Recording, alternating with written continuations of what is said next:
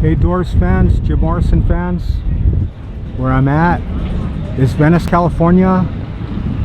This is where Ray and Jim were hanging out in the summer of 1965, and they would have been listening to Ticket to Ride, I Can't Help Myself by the Four Tops, and the Yardbirds For Your Love. But anyway, they ran into each other here after graduating from UCLA film school, where Jim was living in that direction on Dennis Jacobs' roof, and Ray was living with his girlfriend Dorothy in that direction. Well, after they ran into each other on this beach where thousands of young men and women were coming west, dropping acid, smoking pot, and blowing their minds and opening the doors to their perception, this is where Jim Morrison got the inspiration to start writing his lyrics or poetry for songs that would later come out in their first album in 1967. Anyway, getting back to this this right here, the reason why I'm panning in, filming this building right here in the corner was what once was the last Beat Generation coffee house on the West Coast, the Venice West Cafe. In the words of Ray Manzarek, as he recounted in his memoirs, he said that he'd be conversing with Jim, who was lysergically enhanced, over coffee and reading Camus and Sartre. And this place was actually opened in 1958. It's on the side. Let me take you there. It's actually a restaurant called Piccolo. But in 1958, it was the Venice West Cafe. And the guy that opened it was a young man named STUART PERKOFF, and they had him closed down in 1966 because of all the pot smoking that was taking place in there. And they just made this a historical landmark. But for you Doors fans, I really wanted to get this. At least they'll never tear down this building. But getting back to Jim, they said in January 1959, he got up on stage at a coffee house in Alexandria, Virginia called Coffee and Confusion, and he invited two girls with him. And when they asked him years later, what was the poem that he recounted, he said, they said that it had something to do with horses, and that happened to be Horse Latitudes. That was Jim's first poem that he ever recited on stage in 1959, which came out on the Strange Days album in 1967, which was the Doors' second album. Those girls, if you're at all interested, one was named Maggie Phillips and the other one was named Helen Willie. Well, he graduated in 1961, then he went to Florida to a university, and then he finished off over here at UCLA. And this is where he got really inspired. And if you've seen my other video about Soul Kitchen, where it was once at, well, here you go, folks. Here was the Venice West Cafe, where all the beatniks, the last Beat Generation, hung out, recited poetry, smoked reefer, took bennies and methadone. And listen to John Coltrane, Charlie Mingus, Thelonious Monk. And if you know anything about the Beat Generation, there were a bunch of guys that wrote poems and wrote books for a generation of World War II vets and Korean vets who were looking for a raison d'etre after going on those long bombing raids over Berlin, Western Europe, Southern Europe, and completely pulverizing European cities, and seeing that the life was such a flash in the pan that they decided to drop out. A lot of them drop out from the 9-to-5 bullshit, the house and 2.5 kids, and they decided they were the first, I guess what you call beatniks, because they were actually named after the type of music that was currently popular at the time, called bebop. And that was made popular after the war. That was the next kind of form of music that came out after swing, a big band, swing time type of music. Well, the poetry was based on the type of staccato from the bebop music. And Anyway, getting back to those World War II vets, those POWs, those poor bastards that hit those beaches in Tarawa, Saipan, Okinawa, hitting the beaches in Normandy. Well, a lot of them were so disenchanted and so jaded with life. Like I said, a lot of that beat generation started from those guys, and a lot of them couldn't get over all that action that they went through for the whole 4 years of the war in the South Pacific. Well, anyway, a lot of them were ex-GIs.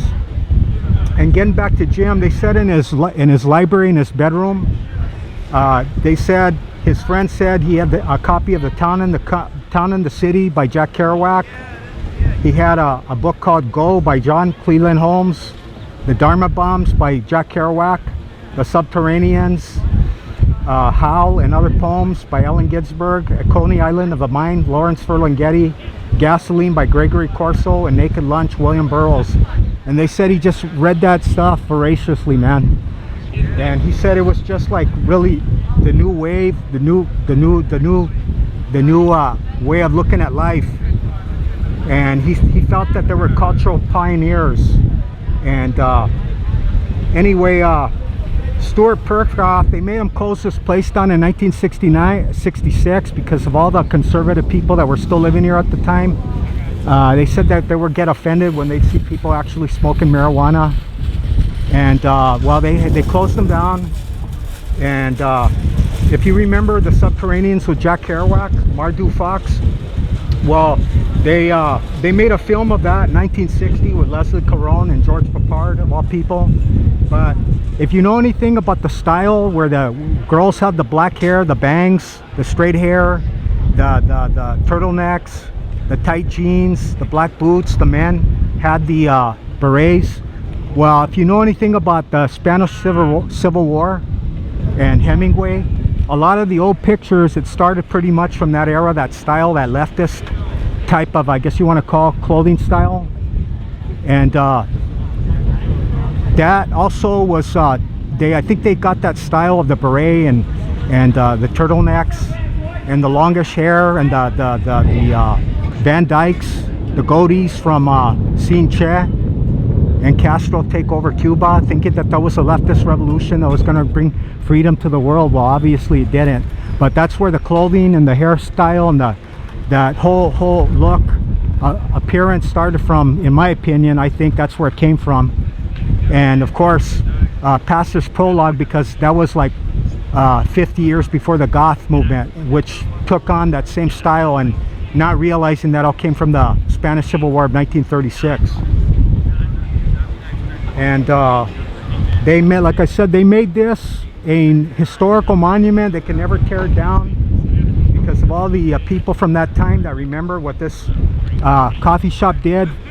The last coffee shop, the espresso shop, 50 years before Starbucks. And like I say, past this prologue, and getting back to the Beat generation, they were a lot of them were World War II draftees. They didn't want to fight the war, but they went, and then they got shocked at how fast life could be snuffed out. And they decided, the hell with dressing up in a uniform, man. I'm gonna be nonconformist. I'm gonna live a bohemian lifestyle. I'm gonna have sexual liberation and exploration, spontaneous creativity, which that's how the poems were based on, spontaneous. And then they started dropping mescaline, psychedelic drugs, rejection of materialism, like I said, and rejection of the standard narrative values, like getting, like I said, the car, the insurance, the health insurance, the 2.5 kids, the wife with the getting her hairdo every week, and the furniture and all the bullshit. And like I said, they were looking for a raison d'etre, and they found it in the beat generation, the poetry, the beatbop music, Coltrane, Thelonious Monk. And this was actually in the West LA area. Venice was the last kind of like beatnik area until the hippies started around 1965. And like I said, that was the last of the beat generation coffee shops, swigging espresso, smoking reefer, and spontaneously getting up there and doing their poetry.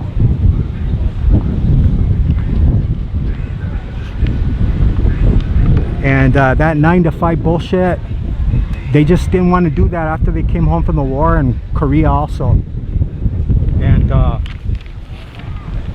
okay, well, please subscribe to my channel. And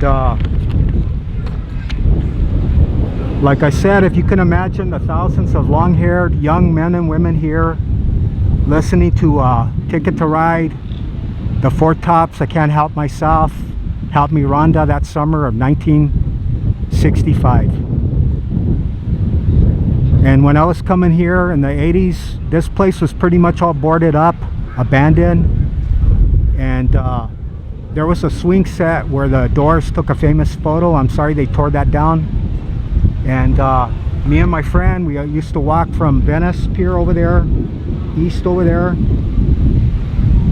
We'd come here every day, smoking reefer, pot, or chronic as they call it today, and then we walk to the Santa Monica Pier and have a fucking old blast, man. Okay, well, long live the Doors, long live Jim Morrison, and long live Venice Beach and the dream that this place represents of total, unadulterated, complete freedom. And Jim Morrison and Ray Manzarek, good night, sweet princess. Thank you.